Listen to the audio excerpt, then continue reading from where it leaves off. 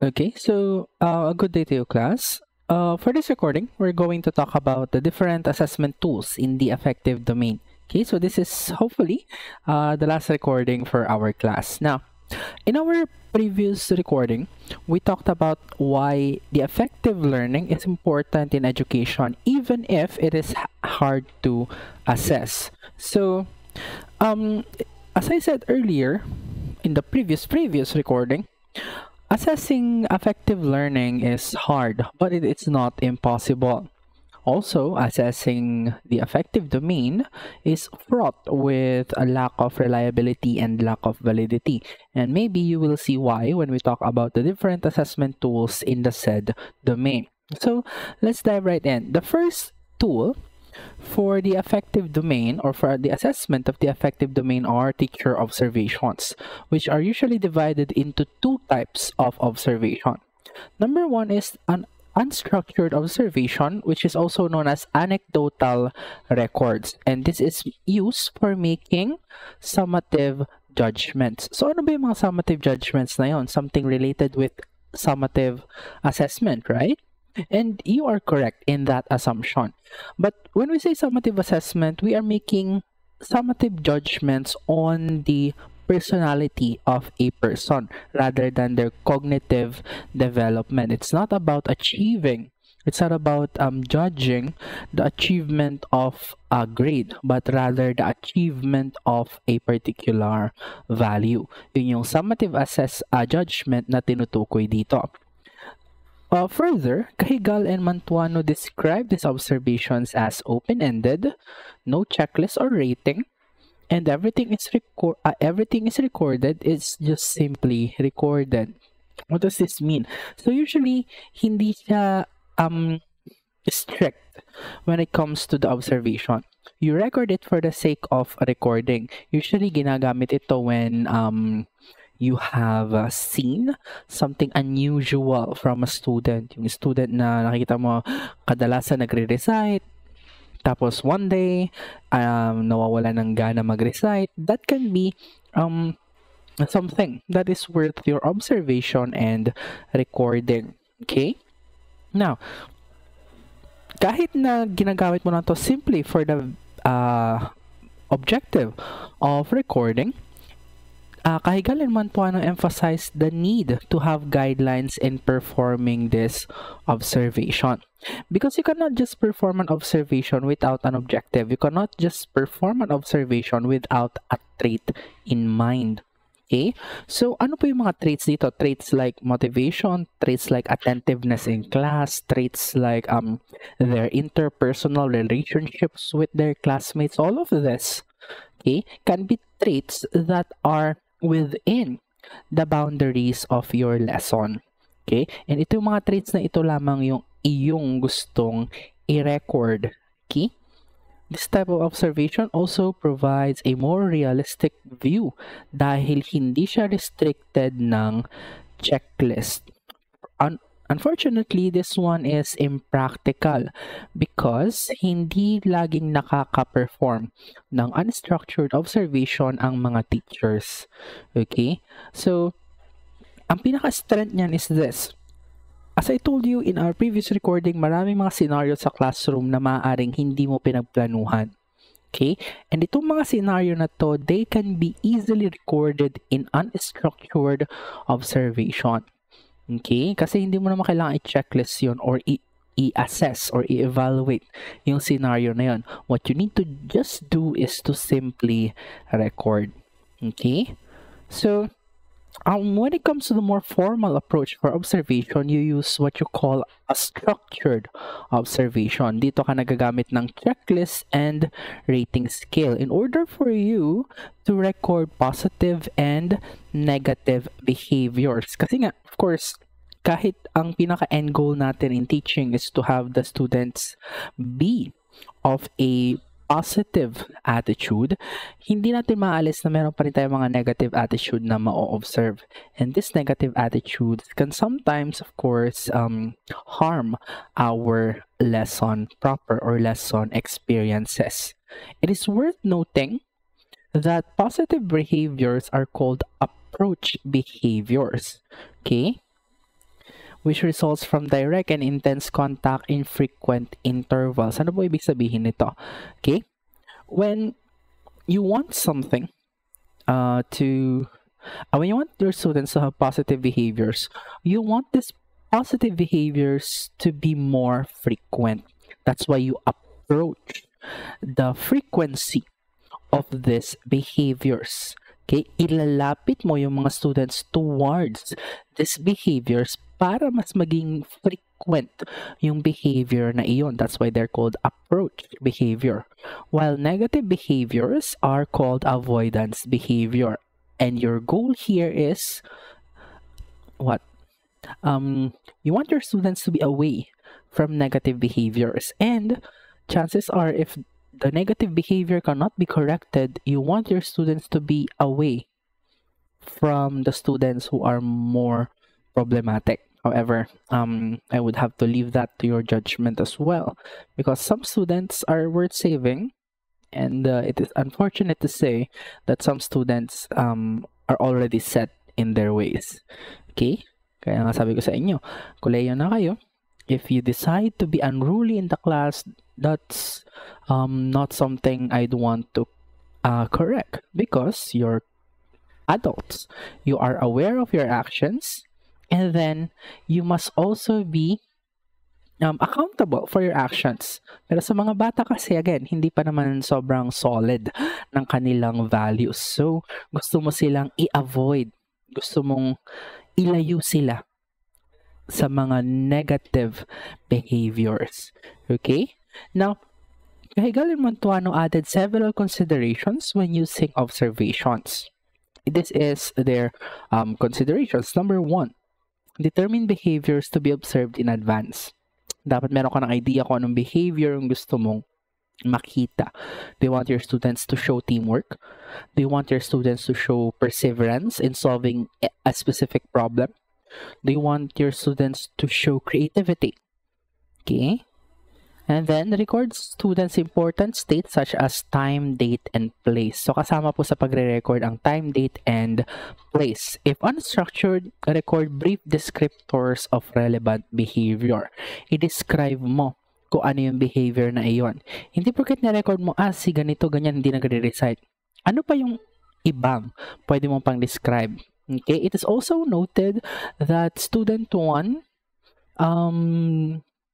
does not shows a weekly apparition, a weekly frame.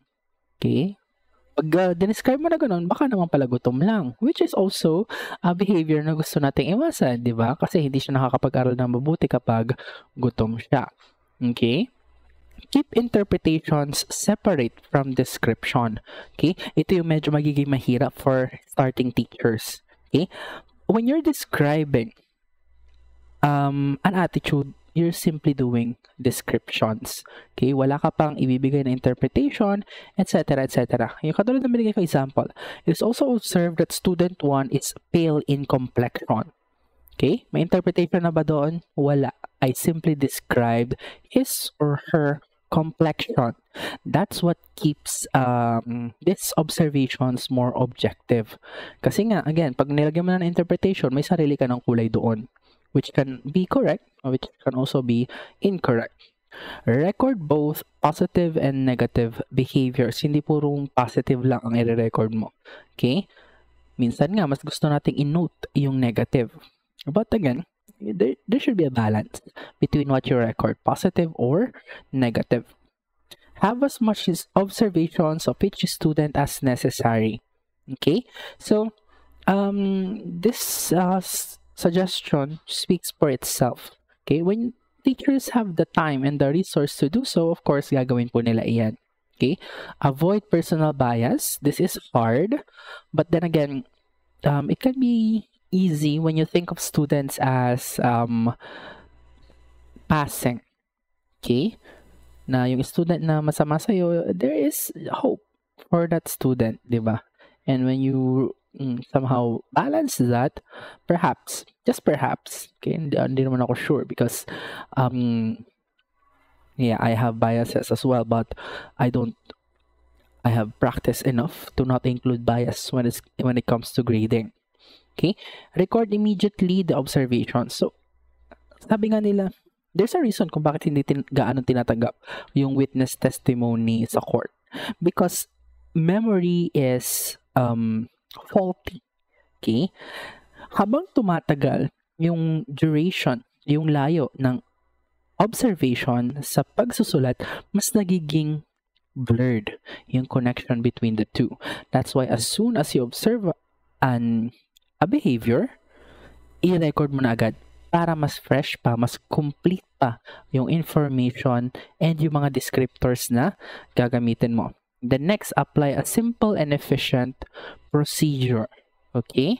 So, ano yung simple and efficient? Describe the behavior first. Then, add context. Context related to the environment. Context related to other people. And then, a summary of the context. Okay? Kasi, hindi kulang. Diba? Hindi kumpleto yung kwento kapag behavior lang yung ni-record mo. Dapat may environmental, may social, and then may summarized context. Okay? So, what you see here in figure 3 is an example. Hindi ko nilagay kung kanino galing to. I have a feeling that this is mine. Okay? So, since di ko nilagay, I'll just give you here an example of anecdotal record. So, the name of child, the name of teacher, date observed, time, place, and age of child. Yun yung mga sample descriptors na kinuha ko. And then you have here the behavior. Okay? So, number 1, yung behavior. Okay? Jessa abruptly held his feet on the pathway. As Jessa was running, blah, blah, blah. Okay. So, this is the behavior. And then, this is also part of the behavior. Part 2 of the behavior. And then during the class, Chris seemed to grab Kenny's pen. So, dalawang behavior ni Chris yung problematic dito. Diba? So, yun na-record mo and then you give there an evaluation. Okay? Dito ka maglalagay ng iyong mga sentiments on the evaluation. So, it's either sentiments on the context, sentiments on the child. Okay? So, perhaps, okay, you also add here, what do you plan to do with the behavior that you have seen? Is it something that's commendable? Is it something that's problematic? And what do you do to address such behaviors? Okay? So, yun po yung isang sample ng anecdotal record which is under unstructured observation. Okay? So, next we're going to talk about rating scales, which is defined by NITCO in 2001, as cited in Cahigal and Mantuano as a tool for teaching and assessment, which could aid students in understanding and focusing on learning outcomes, giving feedback to learners, knowing their strengths and weaknesses, and allowing students to internalize their growth. Okay, so madami palang binibigay ang rating scale because, yes, madami po talaga. It can be used in surveys, it can be used as an observation tool as well. Diba? Sa iyong structured observation, sabi doon ang rating scale ang isa sa ginagamit. Okay, so let's see an example of that one. But before that, let's say that there are two types of rating scales. You have numerical and descriptive. So the first one here is a numerical. This allows the translation of judgment and opinions into quantitative data using integers. So dito ka gagamit ng numbers. Okay? So ano yung mga important parts dito? Number 1, meron ka dapat direction on how to answer the ratings. Ito yung mas importante. You should have a legend. What do the numbers represent? Okay, so the one you see here is a numerical scale on teamwork and on team activities. This is adopted from Cahigal and Mantuano 2014. Okay, so number 4, I stated there, constantly appropriate and effective. So the word is constantly. Okay, meaning consistent. Yung appropriateness and effectiveness ng student na yon. Okay. Generally, so ibig sabihin on average, merong times na hindi appropriate, pero in general, appropriate. Number 2, needs improvement. Okay? Ibig sabihin, they may do unrelated tasks. And number 1 is unsatisfactory. Yung nakakagulo pa sa ibang members ng klase. So, anong questions? Number 1, to what extent does the student participate in team meetings and discussion? Okay? Pag sinabi kong number 4 dyan, pag naglagay ako ng check sa number 4, okay? Oopsie. Pag naglagay ako ng check sa number 4, whoop. Paano ko ba edit to? Like, just a drawing, perhaps. Sign na pala to. Nasa yung drawing. Perhaps this. Insert naman na ito. Bakit ay?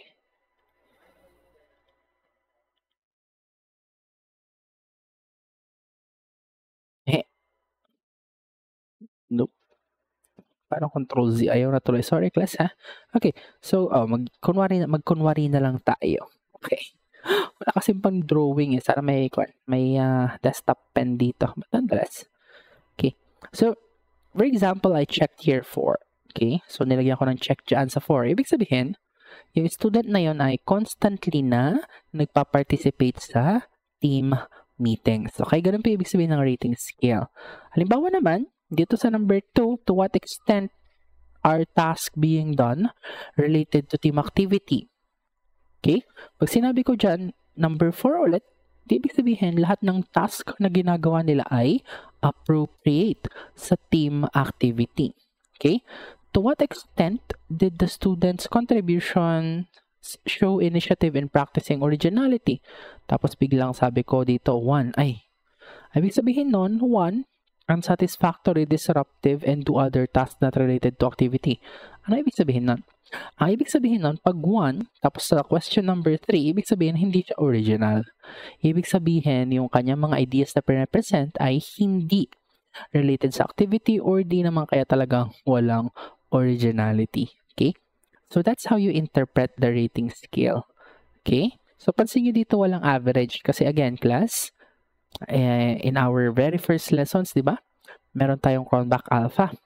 Saka lang tayo gagamit ng average if we find this different statements 1 to 3 to be reliable with to have internal consistency. Saka ka lang pwede magkaroon ng average. Okay? Pero for the sake of just recording, for the sake of scoring, although hindi mo naman kasi ginagamit talaga ito as a score, right? Kasi hindi mo naman ginagamit as grades ang affective domain. So, hindi mo po usually ina-average itong mga question na to because usually they show different values. So, next you have descriptive naman. Descriptive rating scales are better versions daw because they use short behavioral descriptors, okay, instead of a single ambiguous word. Okay? Using descriptors would lead to increased consistency of ratings. So, ano pong ibig sabihin ng mga iyon? Ito pa example ng isang descriptive graphic scale. Okay? So, how do you answer this particular question which is suggested by Cahigal and Mantuano? Okay? Nakikita niyo po itong scale na ito. Oops, wait lang. Let me highlight that one. Okay, ayan. Itong scale na yan. Okay? So, yung blue po na yan, ang pinaka-goal mo dyan is i-shade kung saang banda magfo-fall yung student. Okay? Malapit pa siya dito sa never participates. Halimbawa, malapit lang. So, nilagay ko dyan. Pwede naman. Okay? So, hindi siya yung totally quiet. Medyo quiet lang. Okay? Or di naman kaya, ito talaga, lagi nagpa-participate. Walang namimiss na lesson. So, dyan ko lagyan ng shade. Okay? Pwede rin yun. Or di naman kaya, hindi siya parang average eh, pero hindi rin naman siya sobrang participative. So, baka dito, sa gitna ng dalawa. Okay? So, ang pagsagot mo dito ng descriptive rating scale is, you shade kung saan mo tingin na pinaka nagfo-fall yung attitude ng bata. Okay? And then you see here, there is a space for comments. Because class, as much as you want to have a streamline of the attitudes of your students, it's not possible. Okay, kailangan meron ka pa rin mga specialized comments that are unique to the students themselves. Kaya po lagi kayong meron dapat comment part sa inyong rating scale. Pansin nyo kanina sa numerical, wala. Kasi meron ka lang mga specific na tinatanong doon. Pero for descriptive, pwede ka maglagay ng comments. Lalong-lalo na if you plan to give justifications kung bakit nag-shade ka doon sa area na iyon. Okay? So, you must take note of the different errors when you use rating scales as suggested by Cahigal and Mantuan. Okay, let's talk about these errors. Number 1, leniency. Okay, this is when you give scores that are higher than what your students deserve. Okay, ito yung ayaw na ayaw mong bumababa sila sa average. Kaya nilalagay mo sa gitna na yung pinakamababa mo. Ganun. O di naman kaya kahit 0 score niya, ayaw kung 0 ang pangit, kawawa naman yung bata, bibigyan ko ng 3 out of 10. Okay? Something like that. That is called a leniency error. Severity error is kabaliktaran ng leniency. Yung mas mababa yung binibigay mo kaysa sa deserve na scores ng bata. Kung meron kang leniency na mas mataas yung score, meron kang severity na mas mababa yung score na binibigay mo, meron kang central tendency error. Why? Ano po ito? Ito po yung kadalasan mong pumipili ng safe choice. Mga choices na malapit sa gitna. Okay? Kaya kayo minsan, pag nagsasagot kayo ng rating scale, pag nakakita kayo ng 3, 1, 2, 3, 4, 5, pinipili nyo yung 3. Para safe lang, para central tendency. Meron pong ganong uri ng error. Kaya yung iba, yung ibang mga rating scale, ginagawang 6 or 4 yung pamimilian. Pero I suggest gumamit kayo ng 6. Huwag na kayong gumamit ng 4. Okay? So, next you have halo effect. Okay? This is when yung isang estudyante ay nakikita mo in aspects na hindi naman pasok doon sa trait na ino-observe mo. For example, yung student na to, if you're student, you are grading your students based on their creativity, based on their honesty. Tapos bigla mo naalala, ay itong student na to pala, top 1 sa klase. Okay? So, anong kinalaman ng top 1 sa klase sa pagiging honest? At dahil ang cognition mo ay siya yung top 1 sa klase, sige, sabihin mo na honest. That's a halo effect. Okay? Yung tinitingnan mo yung kabuuan niya, when in reality, isang part lang dapat yung iyong ino-observe. The part that is actually the correct part. The next you have personal bias. Okay. As the name suggests, ito po yung mga bias ninyo sa mga estudyante. Okay. Kung ikaw, mas mataas yung binibigay mong grade sa mga mayayaman. Ganun. At pobre ka kasi. Merong mga ganun, di ba? But as much as possible, we want to remove personal bias kasi. Okay. The next, you have logical error. Okay. This is when you rate students na halimbawa, ay, tuloy-tuloy na 4 yung grades niya. 4 out of 5. Tapos, sa isang part, hindi mo na binasa isang part, finorm mo na lang din. Kasi pare-pareho naman na 4. Okay? So, that's logical error. Kailangan pong basahin mo muna. Kasi, baka yung inaakala mo na 4 din pala siya dyan, ay hindi pala. Yun pala yung part na sobrang kahinaan niya na dapat 2 or 1 lang yung score niya.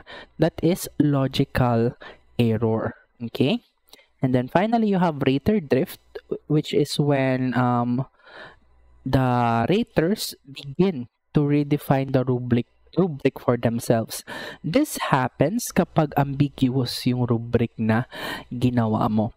Okay, kaya as much as possible, you want your rubric, you want your rating scale to be as objective as possible. Okay? Kasi, good, ang iniiwasan mo po ay yung rater drift. Okay? So, at this juncture, we move on to rating scales. Ang dami ko pala nito, my dear. So, ayan, sige, tapusin natin to in this recording. Okay? So, next we have Likert scale. When we say Likert scale, this is usually a scale na usually 1 to 5 or 1 to 6, wherein the students are going to select their degree of response. They usually range from strongly agree, usually strongly positive to neutral, to negative, to strongly negative. Okay, ganun po yung mga Likert scale. Okay? So, sabi ng Cahigal and Mantuano, okay, meron pong 5 steps sa pag-construct ng Likert scale. Number 1, write a series of statements expressing positive and negative options towards attitude object. So, hindi pwedeng laging positive daw. Okay? Kasi pag laging positive, chances are, yung mga students ay sagot na lang ng sagot, hindi na talagang binabasa. Okay? Magkakaroon na sila ng logical error na nag-10 na ako sa mga una. Siguro 10 na din sa mga susunod. That's also a problem. Okay? Select the best statements with balance of positive and negative options. Okay? So, at least 10 ang sabi nila. Kasi nga, you're asking for an attitude. Okay? Mga attitude that can be wide, and an attitude can have multiple dimensions to it. Okay? So, list the statements combining positive and negative, and put the letters of the 5-point Likert scale to the left of each statement. Okay? So, ano pa ibig sabihin nun? Lagyan mo lang sa left. Okay? Yung mga numbers. May example pala dito. Okay? Add the directions. Of course, kailangan mo pong merong direction. And dapat sa direction mo merong legend. Kung what do their answers mean in numbers, in letters, and in description. And then, yung iba, inaalis yung undecided or yung neutral category. Okay? So, may mga considerations dyan. Inaalis mo yung neutral kung gusto mo makakuha talaga ng definite side. Pag alam na alam ng estudyante yung isang attitude. Pero pag hindi pa nila alam yung isang subject, pag wala silang gaanong knowledge doon sa attitude na yon, kailangan mo ilagay yung neutral. Okay? Pero attitude kasi to eh. Students have attitudes. So, you can remove the neutral. Alam nila kung ano ibig sabihin ng honesty. Alam nila kung ang isang tao ay mabait or hindi. Okay? They have their own value system. Kaya, maganda alisin mo yung neutral. Okay? So, what we have here below is an example of a Likert scale provided by Hannah in 2015. So, dito ay mga statements regarding chemistry. So, as you see here, number 1, that's a positive statement towards chemistry. Because that is, I find chemistry interesting. And then you look at number 5. That is a negative statement. Okay? You do not see any value in chemistry. Diba? Parang ang weird. Kapag yung estudyante mo, sabi niya dito, nag-agree siya dito na interesting yung chemistry, pero hindi rin siya nakakita ng kahit anong value sa chemistry. Diba? Problematic yun pag sabihin mong nag-strongly agree ka dito, tapos nag-strongly agree ka rin dito. Diba? There is something wrong with the rating of the students pag ganun. But nonetheless, ito po yung mga example statements sa isang Likert scale. And then the next one, you have a semantic differential scale, which uses bipolar scales. Scales na merong 2 sides only.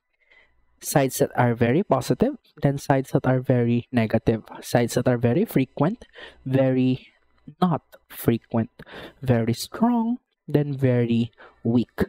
So, 2 scales sila. 2 areas. Okay? For example, tinanong ko yung isang estudyante, how strong is your love for mathematics? Tapos mag-check siya dyan saan pasok yung feelings niya. Nasa gitna lang po. Hindi ko gusto, hindi gusto yung mathematics. Ay, napakahina po ng pagmamahal ko sa mathematics. Ayaw ko nga po niyan sa totoo lang. Okay? So, this is how you use it. Actually, ganito lang din naman siya. Magkakan ka ng statement. And then, ask mo sila, do you agree or disagree? Pwede rin yan. Ang pagkakaiba lang dito, my dears, is that sa semantic differential scale, 2 lang yung merong label. Yung 2 dulo lang.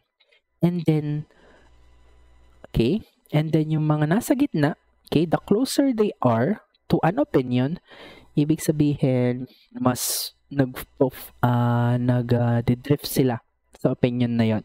For example, 2 yung sinagot ko, ibig sabihin malapit siya sa strong, hindi siya sobrang strong, pero at the very least nasa strong siya. Pag 1 ay hindi strong siya, pero hindi ganun ka-strong. And then pag negative 3 sa weak, sobrang weak na talaga. Okay, ganun pa ibig sabihin ng mga definition na ito. Okay, so there are 3 dimensions to a semantic differential scale. Ito yung sinasabi ko kanina, evaluation, potency, and activity. Okay, evaluation is good or bad. Potency is powerful or powerless. And activity is fast or slow or always or never. So this one tayo. Number 1. Okay, encircle the number that corresponds to the pain you experienced during the trip. Ano kaya iyan? Evaluation kaya? Potency or activity? Okay, so just to give you an answer, this one is potency. Why?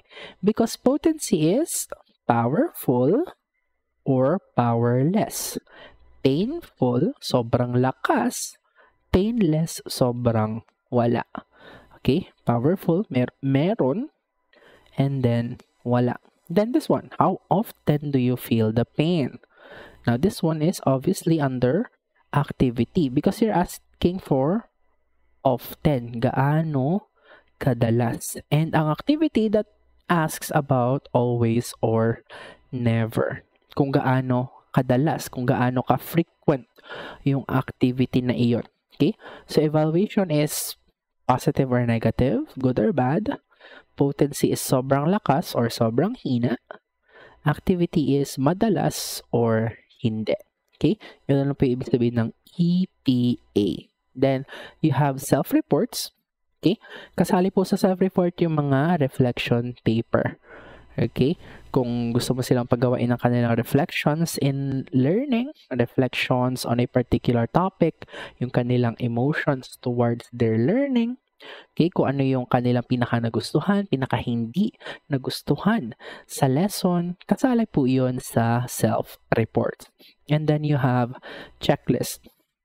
When you say checklist, na-encounter na po yan sa previous modules, okay, ang checklist po kasi, this is when you check if a particular behavior, if a particular quality is observed. Pag hindi mo na-observe yun, edi hindi mo siya check. Now, this one is effective because, okay, marami kang pwedeng makita or ma-check na attitudes sa iisa or dadalawang observation lamang. Okay? And pwede mo rin siyang gawin sa pangkalahatan. Diba?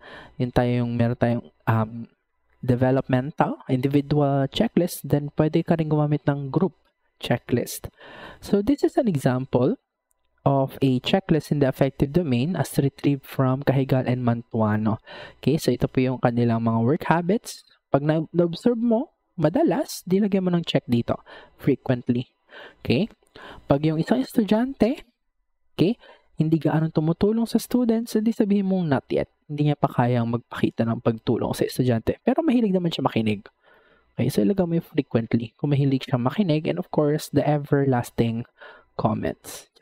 Okay, so importante rin po maglagay po ng comments dyan kung merong mga behaviors na wala sa checklist or merong mga peculiarities, mga kakaibang behaviors, okay, na nangyari. Okay, so yun po yung different types of assessment tools.